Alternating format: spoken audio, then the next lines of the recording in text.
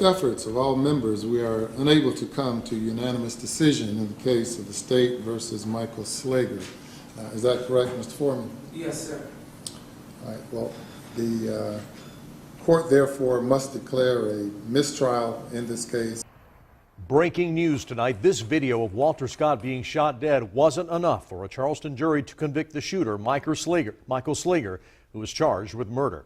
And now a new trial will be held before the former North Charleston officer learns his fate. Minutes after the mistrial was declared, Walter Scott's family and his attorney met reporters outside the courthouse to say the fight is not over. But if you thought that we were going to come out here crying or weeping or weak, you don't know the Scott family, who have become my family. You don't understand that the fight isn't over. That was round one. We've got 2 more rounds to go. The solicitor is trying this case again as soon as she can. Our Brianna Smith was right outside when that decision for mistrial came in, and she joins us now live from Charleston. Brianna? Hey, Diane, it's been a long couple of days, 3 days, in fact, and 3 hours of juries deliberating on whether or not they were going to convict Michael Slager of Walter Scott's death. In the end, they decided after the 3rd time, telling the court that they were not able to come to a unanimous decision. Now, this morning started out with a defense lawyer asking for that mistrial, which was denied. Now, the jury then got answers to a series of questions they asked for on Friday. Those included the difference between murder and manslaughter, also questions about malice and forethought in manslaughter, also if there are differences for police and regular citizens when it comes to self-defense. From this, we learned that not just one juror was undecided today, but many. And then we heard that emotional plea from people outside the courthouse today.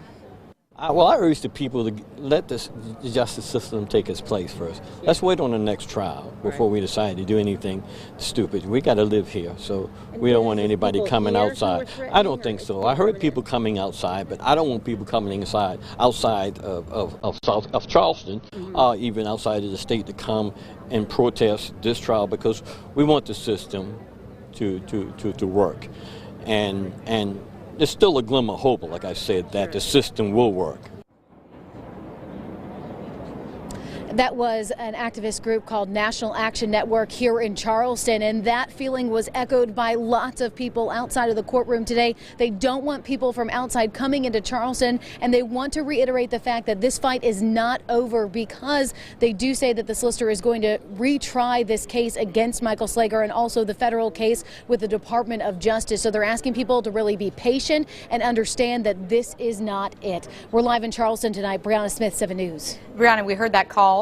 Doesn't want folks to come in from outside Charleston. What is the atmosphere there, though, like? What about the people in Charleston right now?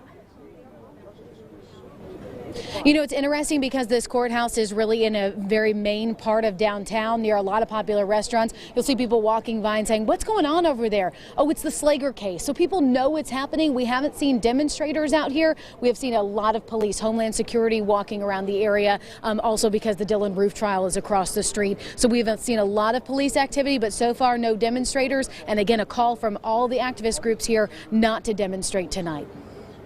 All right, Brianna Smith live in Charleston. Thank you, Brianna.